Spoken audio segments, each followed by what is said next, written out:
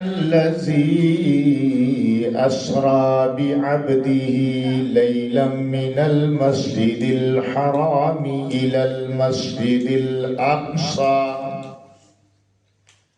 الذي باركنا حوله لنريه من آياتنا إنه هو السميع البصير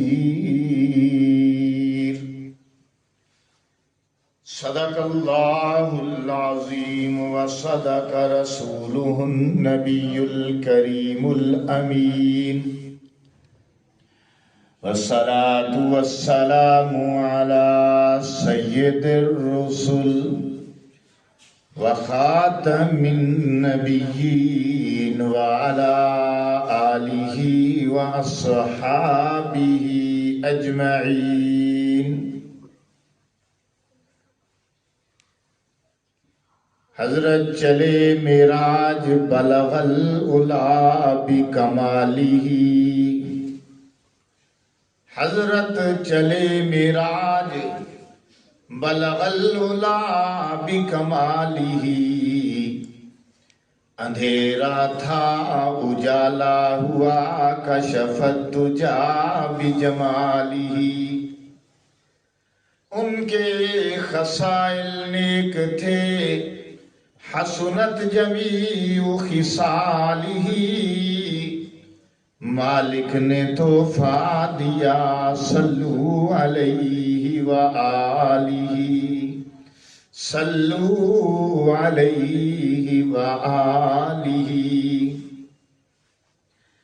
علامہ اقبال کہتے ہیں سبق ملا ہے معراج مصطفیٰ سے مجھے کہ عالم بشریت کی زد میں ہے گردوں. یا رب صلی وسلم دائما ابدا علی حبیبک خیر الخلق کلہم وهو الحبیب الذی ترجى شفاعته لكل حول من الاحوال مقتحم. سب محبت کے ساتھ درود شریف پوری عقیدت کے ساتھ کہ معراج کی رات ہم نے حضور پاک پر درود بھیجنا ہے. سلیم دے پتر نے بونی کرتی تسی یہ کام نہیں کرنا, اتھوں دے اٹھ کے نہیں جانا, ایندے موبائل دے کوں دی نہیں جانا. یہ خیال رکھنا, ٹھیک ہے. اللہم صلی علی محمد وعلی آل محمد کما صلیت علی ابراہیم وعلی آل ابراہیم انک حمید مجید. اللہم بارک علی محمد وعلی آل محمد کما بارکت علی ابراہیم وعلی آل ابراہیم انک حمید مجید. سب سے پہلی بات یہ ہے کہ معراج کیا ہے جسے آپ سننے کے لیے آئے. معراج یا اسرا, معراج سے مراد حضور علیہ السلام نے نبوت کے 10ویں سال, بند کر دے یا گھنٹی بند کر دے کم از کم, کیونکہ پھر انہیں کام خراب کرنا ہے, پہلے سٹی کام پا. وہ میں نا کئی بار یہ تجربہ کیتا ہے بھی سیریس مسئلہ میں کلاس سے سمجھاؤں لگا نا, توحید دا رسالت دا, تے کوئی نہ کوئی تو آگے ڈسٹرب کر دے. یہ وہ کام ہوتا ہے, یہ اللہ کی طرف استغفر اللہ, شیطان دی طرف یہ کام ہوتا ہے کہ وہ نظام ڈسٹرب کر دے, وہ گل دی سواد نہ رہن دے. باقی بھی خیال کر لو جو موبائل ہے تو بند کر. معراج اللہ پاک نبوت کے 10ویں سال حضور علیہ السلام کو, اپنے نبی کو اللہ نے سیر کرائی. بچیاں دے لیول تے تھوڑی جی گل کرنی آسان کر. سیر کرائی کہاں کی, یا یہ کہہ رہا آسمانوں کی. صرف آسمانوں کی نہیں, پہلے زمین کی پھر آسمانوں کی. اور صرف آسمانوں کی نہیں بلکہ آسمانوں کے اوپر ایک ہے سدرۃ المنتہا ایک بیری کا درخت ہے بہت بڑا، جس کی جڑیں زمینوں تک ہیں، 7 زمینوں تک ہیں، اور اس کی شاخیں جو ہیں وہ عرش معلیٰ کو لگتی ہیں۔ منتہا کا معنی اینڈ، انتہا، یعنی اس کے بعد مکان کی حدود، مکان کی حدود ختم ہو جاتی ہیں اور سدرۃ المنتہا سے اوپر لا مکان شروع ہو جاتا ہے۔ وہاں تک، اور پھر وہاں سے وہ مقام ہے جسے قرآن نے سورہ نجم کے اندر، اللہ نے سورہ نجم میں بیان کیا، جسے اللہ نے ثم دنا فتدلی فکان قاب قوسین او ادنی فاوحی الی عبدہ ما اوحی کی وسعتوں تک اللہ نے، یعنی یہ 3 مراحل ہیں۔ پہلا مرحلہ ہے بیت اللہ شریف سے بیت المقدس تک، یہ سیر ہے۔ دوسری سیر ہے بیت المقدس سے آسمان دنیا تک اور سدرۃ المنتہا تک، اور سدرۃ المنتہا سے آگے لا مکان کی وسعتوں پر وہ مقام ہے کہ جو باہر از بیان ہے، بیان نہیں اس کو کیا جا سکتا، یا اللہ جانتا ہے یا اس کا رسول جانتا ہے، لیکن اس مقام پہ جا کے حضور کی اللہ سے ملاقات ہوئی۔ دیکھا کہ نہیں دیکھا یہ آگے چل کر بات کریں گے، کہ سر کی آنکھوں سے دیکھا ہے کہ نہیں دیکھا، اس پہ آگے چل کے بات کریں گے۔ تو آپ پوری توجہ رکھنا تاکہ بات ایک پراپر طریقے سے جو ہے وہ چلتی رہے، اور آدھے پونے گھنٹے میں ہم بات کو ختم کریں۔ آدھا پونا گھنٹہ بیٹھ جاؤ۔ یہ ایک قسم کی آپ کے لیے کہانی، اسلامک قرآنی دلچسپ سٹوری ہے، اس کو آپ نے سننا ہے۔ سب سے پہلی بات یہ ہے کہ اللہ پاک نے جب ارادہ کیا اپنے پیغمبر کو، اب اس سے پہلے ارادہ کیوں کیا تو یہ ایک علیحدہ کہانی، لیکن اتنا ضرور کہتا ہوں کہ حضور صلی اللہ علیہ وسلم پر بڑے امتحانات آئے۔ آپ صلی اللہ علیہ وسلم اور آپ کے صحابہ بہت زیادہ ستائے گئے، حتیٰ کہ حضور پاک بستی طائف میں گئے تبلیغ کی نیت سے، وہاں پر بھی پتھر پڑے۔ 10 سال ہو گئے تھے حضور کو تبلیغ کرتے ہوئے، 40 کے قریب بندے صرف مسلمان تھے۔ جب وہاں پہ پتھر پڑے ہیں نا، تو حضور صلی اللہ علیہ وسلم نے ان کے لیے بد دعا نہیں کی، تو اللہ نے ایک تو آسمانوں کے دروازے کھول دیے، دوسرا اللہ نے اپنے نبی کے لیے تبلیغ کے دروازے کھول دیے اور مدینے کی طرف سے کھڑکیاں کھول دی، ہجرت کا سلسلہ بنایا اور اسلام جوک در جوک پھیلنے لگ گیا۔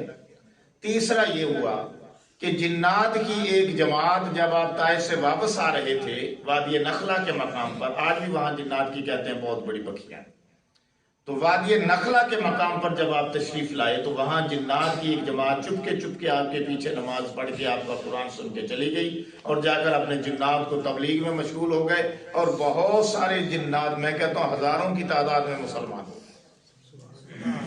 اللہ نے اپنے نبی کو ایوارڈ یہ عطا فرمایا اس کے صلے میں۔ ایک یہ، دوسرا معراج، یہ سیر اللہ نے اس لیے کروائی کہ وہ نبی جو لوگوں کو بتاتا ہے کہ آسمان یہ ہے، عرش یہ ہے، جنت یہ ہے، جہنم یہ ہے، جنت نعمتوں کا مقام ہے، جہنم جو عذاب کا مقام ہے، اللہ کی طرف سے سزاؤں کا مقام ہے، اور عرش معلیٰ یہ ہے، لو یہ ہے، قلم یہ ہے، کرسی یہ ہے، وہ نبی خود تو مشاہدہ کر کے آئے۔ تو اللہ نے اس مکان و لا مکان کا مشاہدہ کرنے کے لیے، ان چیزوں کا مشاہدہ کرنے کے لیے اپنے نبی کو اپنے پاس بلایا۔ اور دوسرا کہ جب نبی علیہ السلام اپنے رب سے ملاقات کریں گے تو وہ جو 10 سال تک آپ کو دکھ آئے ہیں نا، ان پر مرہم رکھ دیا جائے گا، گویا ان پر مرہم لگ جائے گا، ان دکھوں کا مداوع ہو جائے گا۔ اس لیے اللہ نے اپنے نبی کو اپنے پاس بلایا کہ موسیٰ علیہ السلام تو کوہ طور پہ اللہ سے ملاقات کرتے تھے، لیکن اللہ نے انہیں اپنا دیدار عطا نہ کیا، پردے کے پیچھے رہ کر بات ہوتی تھی۔ موسیٰ علیہ السلام اپنے رب سے ہم کلام ہوتے تھے، لیکن اللہ نے اپنے نبی کو شرف بازیابی، شرف کلام بخشنے کے لیے اپنے پاس بلا لیا، یعنی بات چیت کرنے کے لیے اپنے پاس اپنے محبوب کو بلا لیا۔ عزیزان گرامی، میں آپ کو بتاؤں کہ جب حضور علیہ السلام کی ولادت باسعادت ہوئی تھی، اما آمنہ بڑے غم کے اندر ان کا دل ڈوب گیا، آنکھوں سے آنسو جاری ہو گئے، دل کے اندر خیال پیدا ہو رہے تھے کہ یہ میرا بچہ یتیم ہے، اس کی یتیمی کا سہارا کون ہوگا، اس کے لیے کھلونوں کا بندوبست کون کرے گا، اس کے لیے خوشبوؤں کا انتظام کون کرے گا، اس کو سیر کے لیے باہر کون لے جایا کرے گا۔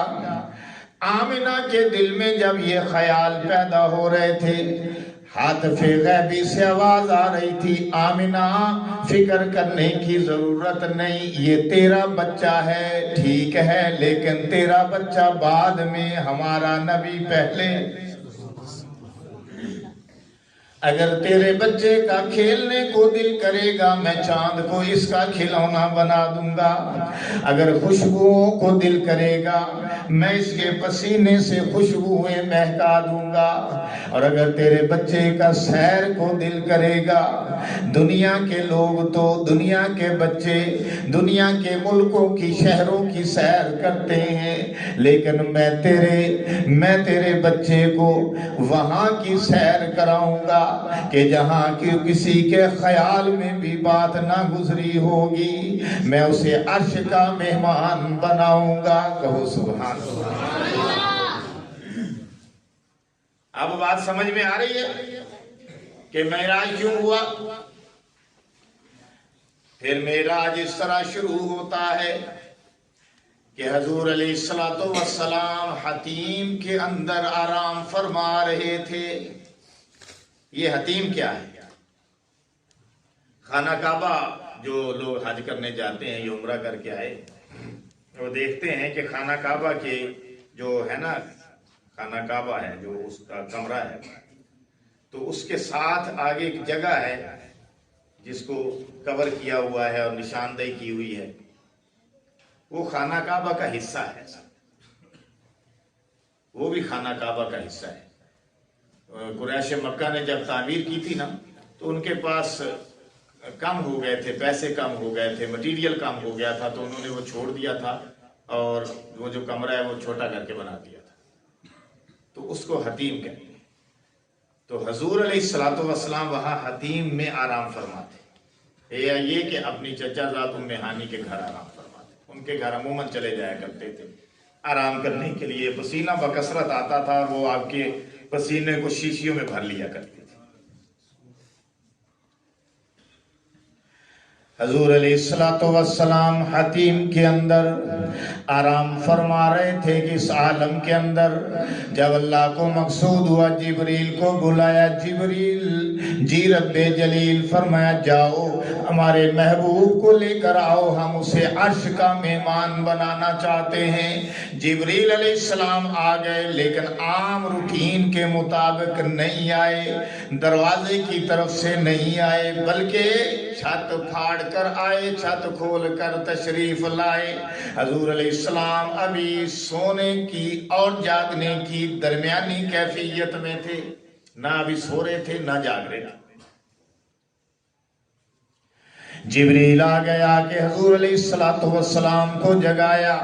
بعض روایات کے اندر آتا ہے جبریل نے سوچا کیسے جگاؤں، اگر آواز دے کر جگاؤں تو بے ادبی نہ ہو جائے، اس لیے جبریل نے مناسب سمجھا کہ آپ کے پاؤں مبارک پر اپنے نور والے پروں کو آہستہ آہستہ ملتا ہوں۔ چنانچہ اپنے نور والے پروں کو حضور علیہ السلام کی تلیوں کے ساتھ آہستہ آہستہ ملا۔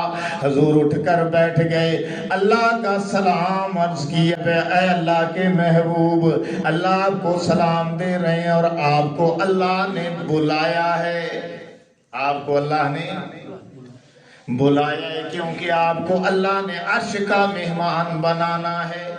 جبریل علیہ السلام نے حضور کو جگایا، جگانے کے بعد آپ کا سینہ چاک فرمایا، دل کو نکالا اور دل کے اندر انوارات جو کہ آپ ایک سونے کے جنتی تشت کے اندر لے کر آئے تھے، نورانیت بھی، انوارات بھی، برکات بھی، وہ حوصلے بھی جو اللہ کی طرف سے عطا ہونے تھے اس سفر کے لیے، وہ حضور علیہ السلام کے دل میں بھرے، دل کو دوبارہ فٹ کیا اور سینے کو برابر کیا، اوپر ہاتھ پھیر دیا اور وہ بالکل ٹھیک ٹھاک ہو گیا۔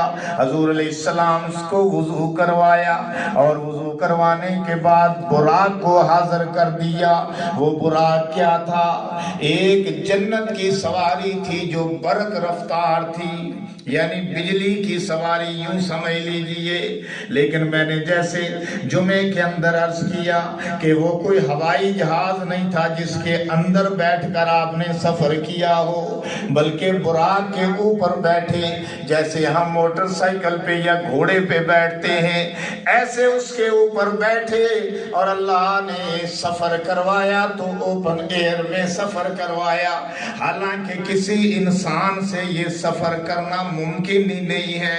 اگر آدمی اوزون کی تہہ سے اوپر نکل جاتا ہے جو ایک گیسوں کا مجموعہ ہے جس میں آکسیجن اور دوسری گیسیں ہیں، اس کی لیئر سی بنی ہوئی ہے، جب آدمی اس سے اوپر نکل جاتا ہے تو گویا زمینی ماحول انوائرمنٹ سے اوپر نکل جاتا ہے، اور جب اس سے اوپر نکل جاتا ہے تو انسان زندہ ہی نہیں رہ سکتا، انسان کو شدید ٹھنڈ لگتی ہے، نمونیے کا شکار ہو جاتا ہے اور ناک سے اور کانوں سے منہ سے خون جاری ہو جاتا ہے، جسم پھٹنا شروع ہو جاتا ہے۔ لیکن قربان جاؤں اللہ کی قدرتوں کے، اللہ کی طاقت کے، اللہ کی عظمت کے، ہمارے نبی کو اللہ نے ایک کھلی ہوئی سواری پہ، جیسے موٹر سائیکل یا گھوڑے پہ ہم سوار ہو جائیں، وہ جنتی گھوڑا تھا اور برق رفتار برقی گھوڑا تھا، اس پر جبریل کے ساتھ اللہ نے سفر کرایا۔ سبحان اللہ کہہ دو نا۔ میں نے تمہیں قریب اس لیے بٹھایا کہ تمہیں بات سمجھ میں آئے اچھی طرح سے۔ یہ جو آپ کے بڑے ہیں، انکل ہیں، بھائی ہیں، چچا ہیں، ابو ہیں، یہ تو سنتے بھی رہتے ہیں، انہیں تو کافی حد تک پتہ ہے، لیکن آپ لوگوں کو نہیں پتہ۔ آپ سنو غور کے ساتھ۔ تو جبریل علیہ السلام نے کیا فرمایا؟ جبریل نے فرمایا وضو کر لیں۔ حضور علیہ السلام نے وضو کر لیا، اس کے بعد فرمایا براق پر سوار ہو جائیں۔ جب آپ براق پر سوار ہونے لگے نا تو براق نے شوخی کی، ایسے وہ ہلا ایک دم سے۔ تو جبریل نے کہا کیوں شوخی کر رہے ہو؟ تمہیں پتہ نہیں کہ آج دو جہانوں کا سردار، محبوب رب العالمین، عرش کا مہمان تیری، تو اس کی سواری بننے کے لیے جا رہا ہے؟ تو وہ شوخی کرتا ہوا رک گیا، اور یہ بھی روایات میں آتا ہے کہ اس کے پسینے چھوٹ گئے۔ جبریل نے کہا کیا ہوا؟ کہنے لگا میں شوخی اس لیے تو نہیں کر رہا تھا کہ یہ مجھ پر سوار نہ ہو، بلکہ میں تو خوشی کے اندر جھوم رہا تھا۔ کہو سبحان اللہ۔ حضور علیہ السلام سوار ہو گئے، یہ پہلا سفر شروع ہوا، زمین کا سفر، پہلا سفر۔ اور یہ برق رفتار جو گھوڑا ہے یہ دوڑ نہیں رہا، آپ کے سمجھانے کے لیے کہہ رہا ہوں، گھوڑا براق جس کو کہتے ہیں، یہ دوڑ نہیں رہا بلکہ اڑ رہا ہے۔ کبھی آپ نے دیکھا گھوڑے کو اڑتے ہوئے؟ لیکن یہ اللہ کا بھیجا ہوا جنتی گھوڑا اڑ رہا ہے، براق اڑتے ہوئے جا رہا ہے۔ اور پہلی مرتبہ جو اس کا پہلا سٹاپ آیا ہے وہ مدینہ منورہ آیا ہے۔ جب ابھی تک حضور نے جہاں ہجرت نہیں فرمائی تھی تو وہاں حضرت جبریل نے فرمایا یا رسول اللہ اتریے، اتر گئے۔ فرمایا یہاں 2 رکعت نماز پڑھنی ہے، اللہ کا آرڈر ہے۔ 2 رکعت نماز ادا کی۔ حضرت جبریل علیہ السلام نے پوچھا آپ نے کس مقام پہ 2 رکعت نماز پڑھی ہے؟ کس مقام پہ آپ نے نماز پڑھی ہے؟ حضور علیہ السلام نے فرمایا جبریل تو ہی بتا دے۔ جبریل نے کہا یا رسول اللہ یہ وہ کھجوروں والی زمین ہے جہاں آپ ہجرت کر کے مکہ سے تشریف لائیں گے۔ پہلی نماز وہاں پڑھی۔ اس کا مطلب ہے کہ جب ہم کہیں جائیں تو جہاں جہاں سٹاپ کریں، اگر نماز کا وقت ہو خصوصاً تو ہمیں نماز ضرور پڑھنی چاہیے، اس لیے بھی کہ وہ جگہ ہمارے لیے گواہی بن جائے قیامت کے دن کہ ہم نے اس سرزمین پر نماز پڑھی ہے۔ یاد رکھیے جہاں جہاں آپ نماز پڑھتے ہیں وہ زمین ہمارے لیے قیامت کے دن گواہی دے گی۔ اور استغفر اللہ، اگر کسی زمین پر ہم برائی کرتے ہیں تو وہ بھی ہمارے حق میں گواہی دے گی کہ اس نے مجھ پر برائی کی ہے۔ استغفر اللہ۔ اللہ تعالی ہم سب کو برائی سے بچائے، نیکی کی توفیق عطا فرمائے۔ اس کے بعد اگلا سفر شروع ہوا اور حضور علیہ السلام نے بیت الحم پہنچے۔ جبریل علیہ السلام نے فرمایا اتریے، اتر گئے، نماز پڑھیے، نماز پڑھی۔ جبریل نے پوچھا، پھر وہی سوال کیا، حضور نے پوچھا تو بتا دے۔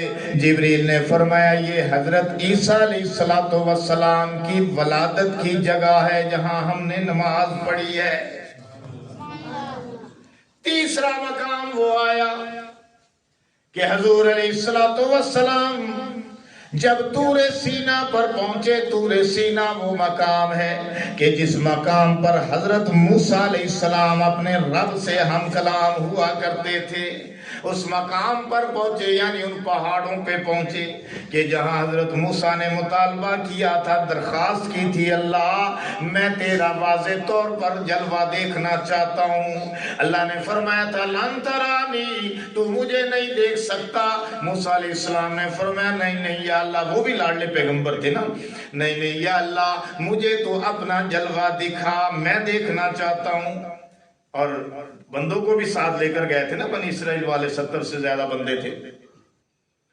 تو اللہ نے فرمایا اچھا اگر تو مجھے دیکھنا چاہتا ہے تو پھر ایک بات میری ہے، وہ یہ کہ میں اپنے نور کی تجلی کا کروڑواں حصہ کوہ طور پہ ڈالوں گا۔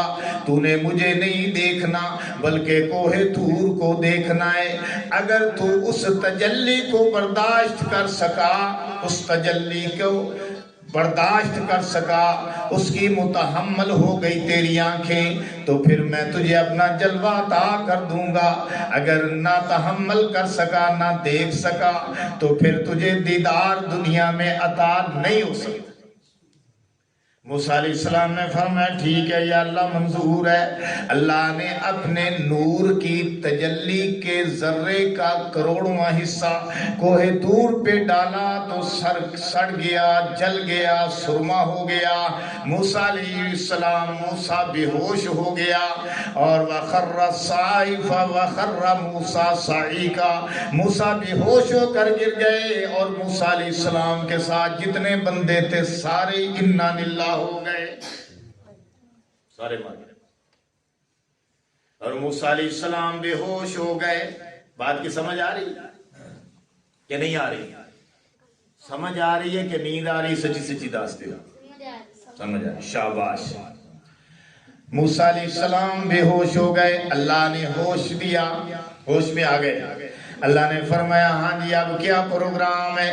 موسیٰ علیہ السلام نے فرمایا اللہ تو عظمت والا ہے، اپنے رازوں کو خود ہی جانتا ہے۔ سجدے میں گر گئے اور جب اور موسیٰ علیہ السلام نے کہا اللہ ہن انہاں نوں کی کرنا ہے جڑے مرے پین، یہ سارے انہاں نہیں لوئے پین، ہن انہاں دا کی کرنا ہے؟ اللہ نے فرمایا کی کرنا ہے، مر گئے نا، ہن کی ہے؟ موسیٰ علیہ السلام نے آکھا نہیں یا اللہ میں اپنی بنی اسرائیل اپنی قوم کو لے جاواں گا، وہ کہن گے تو ساڈے بندیاں نوں مروا کے آ گئے، انہاں نوں بھی لے کے آ گئے۔ اللہ نے فرمایا چلو ٹھیک ہے انہاں نوں بھی زندہ کر دیں۔ اللہ نے انہاں نوں بھی زندگی دے دی۔ یہ گل میں اگے جا کے کرنا جے، ذرا نال نال میرے رہو، اگے ایک ہور طریقے نال گل کرنا۔ جناب پھر موسیٰ علیہ السلام کے اس مقام پر جہاں وہ اپنے رب سے ہم کلام ہوا کرتے تھے، جبریل نے فرمایا اتریے۔ حضور اترے، 2 رکعت نماز پڑھی، کون سی جگہ ہے تو بتا دے۔ جبریل نے کہا یا رسول اللہ یہ وہ مقام ہے جہاں موسیٰ علیہ السلام اپنے رب سے ہم کلام ہوا کرتے تھے۔ اس کے بعد وہ بھی مقام آیا کہ جس مقام پہ حضور گزر رہے تھے موسیٰ علیہ السلام اپنی قبر کے اندر کھڑے نماز پڑھ رہے تھے. کہو سبحان اللہ. وہ مقام بھی آئے کہ موسیٰ علیہ السلام کو دکھایا, اللہ نے دکھایا کہ موسیٰ علیہ السلام اپنی قبر میں کھڑے ہیں, نماز پڑھ رہے ہیں. پھر آگے چلے, بیت المقدس میں پہنچے. بیت المقدس میں اللہ نے 1,24,000 انبیاء کرام کو اپنے پیغمبر, اپنے محبوب کے استقبال کے لیے جمع کر دیا تھا, اور فردن فردن سب کے ساتھ تعارف کرایا. جبریل علیہ السلام نے, یہ کون ہے؟ یہ آدم علیہ السلام ہے. یہ کون ہے؟ یہ نوح علیہ السلام ہے. یہ کون ہے؟ یہ ادریس علیہ السلام ہے. یہ کون ہے؟ یہ شیس علیہ السلام ہے. یہ کون ہے؟ یہ دانیال علیہ السلام ہے. یہ کون ہے؟ یوسف علیہ السلام ہے. یہ کون ہے؟ موسیٰ علیہ السلام ہے. یہ کون ہے؟ ابراہیم علیہ السلام ہے. یہ کون ہے؟ اسماعیل علیہ السلام ہے. یہ کون ہے؟ یہ شعیب علیہ السلام ہے. اور یہ کون ہے؟ یہ عیسیٰ علیہ السلام ہے. سب نبیوں سے تعارف کرایا. پتا چلا کہ اگر نبی کو بلانا ہو, اگر حضور کو بلانا ہو, 1,24,000 انبیاء کو پہلے استقبال کے لیے کھڑا کرنا پڑے گا. اللہ نے استقبال, یہ نبی کا پروٹوکول ہے نا. دیکھیں نا, آپ کبھی سوچیں تھوڑی سی بات, کہ کسی بڑے نے آنا ہوتا ہے تو آپ اس کے استقبال کے لیے لوگوں کو جمع کرتے ہیں. توجہ رکھو بچوں, تھوڑی ہل جل ہو رہی ہے. تھک گیا جی, اک گیا جی, پھر کوئی رولا نہیں, آرام نہ بہو. کلاس دے وچ انہاں نوں بہت اوکھا ہوندا چپ کروانا, یقین کرو. تے اون دے واسطے تسی نا لوگاں نوں جمع کر دے جی. کسے ایم پی اے نے آنا ہوئے, کسے ایم این اے نے آنا ہوئے, کسے وزیر نے ہونا, اور زیادہ استقبال. تے جے جناب علی عمران خان نواز شریف نے آنا, ویسے اج کل لت زخمی ہے, آیا نہیں جاندا. تے جے جناب علی عمران خان نواز شریف نے آنا ہوئے, شہباز شریف نے آنا ہوئے, کسے بڑے نے آنا ہوئے, تے کنا آپ استقبال واسطے لوگ جمع کرنے تے پھر انہاں دا استقبال کرنے. لیکن اللہ نے اپنے نبی کے استقبال کے لیے ایم پیوں کو, ایم این او کو جمع نہیں کیا, عوام کو جمع نہیں کیا, خواص کو جمع کیا. اور وہ خواص پیغمبر تھے 1,24,000 انبیاء کرام اللہ نے اپنے نبی کے استقبال کے لیے جمع کر دیے. اب ذرا نظر دوڑاؤ, میں یہ مسئلہ بھی حل کرتا چلا جاؤں. ذرا غور سے دیکھنا, آدم علیہ السلام سے لے کر عیسیٰ علیہ السلام تک سارے نبی موجود ہیں. کہیں آپ کو مرزا کانا تو نظر نہیں آ رہا؟ ذرا دیکھو آئی دور بھی مرزا کانا تو نظر نہیں آ رہا. مرزا ہے ہی نہیں, ہوئے کیوں نبی ہے ہی نہیں, جھوٹا ہے, کذاب ہے, دجال ہے, لعنتی کردار ہے. وہ کتھے ہونا ہے؟ نالے کانا بندہ بلا نبوت دی سڑک تے چڑھ سکتا ہے. جیڑی کانی گڈی ہوئے, ایک اکھ جندی نہ ہوئے کار دی ہو, بلا سڑک تے چڑھ دی, اگلے چلان کر دیندا. تے مرزا کانا ہو کے تے نبوت دی سڑک تے چڑھن دی کوشش کر رہے ہیں, فرشتیاں نے چلان کر دیا تے ٹٹی کھانے مر گیا. وہ بابا لیٹرین میں فوت ہوا ہے, وہ لیٹرین میں مرا ہے, پتہ ہے آپ کو؟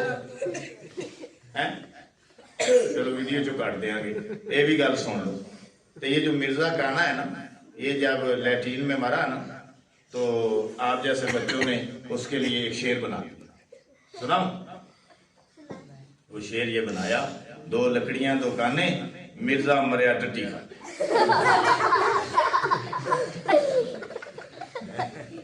پھر جھوٹے نبی نے انجی مرنا ہے. تو ہمارے نبی سچے ہیں اور قیامت تک کے لیے نبی ہیں, ٹھیک ہے؟ ہم کسی اور کو نبی نہیں مانیں گے. قیامت تو آ سکتی ہے, ہمارے نبی حضرت محمد صلی اللہ علیہ وسلم کے بعد کوئی دوسرا نبی نہیں آ سکتا. ہم نے کلمہ ان کا پڑھا ہے, کیا کلمہ ہے پڑھا؟ لا الہ الا اللہ محمد رسول اللہ. ہم آپ ہی کا کلمہ پڑھیں گے اور آپ ہی کے کلمے پہ مریں گے انشاءاللہ. قیامت والے دن یہی کلمہ پڑھتے ہوئے اٹھیں گے, ٹھیک ہے؟ تو میں عرض یہ کر رہا تھا کہ اللہ نے 1,24,000 انبیاء کو جمع کر دیا. پھر جناب جبریل علیہ السلام نے آذان دی. آذان کے اندر حضور کا کلمہ پکارا. سارے نبیوں نے کلمہ پڑھ لیا, حضور پر ایمان لے آئے. اب امامت کا مسئلہ آ گیا کہ امامت کون کرائے. حضور خود فرماتے ہیں کہ میں سوچنے لگ پڑا کہ آدم بھی ہے میرے بابا ہے, ابراہیم علیہ السلام بھی ہے میرے بابا ہے, اسماعیل علیہ السلام بھی ہیں, موسیٰ جیسے جلیل القدر پیغمبر بھی ہیں, عیسیٰ علیہ السلام جنہیں اللہ نے آسمانوں پہ اٹھا لیا وہ بھی ہے. اب امامت کون کرائے گا؟ جبریل علیہ السلام آئے, بڑے ادب سے حضور کا ہاتھ تھاما اور مصلی پہ کھڑا کر دیا. فرمایا یہ تو محفل ہی آپ کے لیے سجائی گئی ہے, امام آپ بنیں گے. آپ امام بن گئے. اللہ نے امام الانبیاء کا لقب عطا کر دیا. پھر آسمانوں پہ اٹھایا. پہلے آسمان پر لے گئے, دروازے بند تھے. یہ بھی یاد رکھیے کہ آسمانوں کے بھی باقاعدہ دروازے ہیں. اور یہ یاد رکھیں کہ پتہ آسمان کتنے موٹے ہیں. ایک آسمان کی جو موٹائی ہے نا وہ 500 سال کی مسافت ہے, سفر ہے, 500 سال کا سفر. اور ایک آسمان کے اور دوسرے آسمان کے درمیان جو سفر ہے وہ بھی 500 سال کا ہے. اب یہاں سے حساب لگا لیں کہ کتنا سفر حضور نے کیا. اب یہ جو پہلا سفر ہے نا یہ براق پر ہے, لیکن دوسرا جو سفر ہے یہ براق پر نہیں ہے. یہ دوسرا سفر اللہ نے آسمانوں سے, عرش سے نور کی سیڑھی لگا دی. اور میرے خیال میں اس طرح آتا ہے کہ جیسے یہ الیکٹرانک سیڑھیاں نہیں ہوتی کہ جس طرح ہم لفٹوں پہ بیٹھتے ہیں, تو وہ نور کی لفٹ تھی جس کے اندر اللہ نے بٹھا کے اپنے نبی کو اوپر اٹھا لیا. پہلے آسمان پر گئے. تو جب پہلے آسمان پر گئے تو وہاں حضرت آدم علیہ السلام پھر موجود تھے. یہ اللہ کی قدرت ہے نا, ہمارا اللہ کتنی قدرتوں والا. اس لیے اللہ نے جب معراج کی بات کو شروع کیا ہے تو لفظ سبحان سے شروع کیا ہے کہ تم اپنی سوچوں کے گھوڑے نہ دوڑانا, سبحان پہ غور کرنا, جانے والے کی بات نہ کرنا, لے جانے والے کی بات کرنا کہ لے جانے والا میں رب ہوں اور جانے والا میرا عبد ہے. میں رب ہوں, وہ میرا عبد ہے. اس لیے فرمایا سبحان الذی اسرا بعبدہ لیلا من المسجد الحرام الى المسجد الاقصی. پاک ہے وہ ذات جو لے گئی اپنے بندے کو راتوں رات مسجد حرام سے مسجد اقصی تک. کہو سبحان اللہ. سمجھ آ رہی نا واقعہ کی. پہلے آسمان پر گئے, حضرت آدم کی ملاقات کا احوال سنا کے پھر آگے سیدھا آپ کو سدرۃ المنتہا پہ لے جاتا ہوں. جانا ہے آپ نے بھی, لیکن ہم نہیں جا سکتے. یہ ہمارے نبی ہی کی خصوصیت تھی کہ وہ تشریف لے.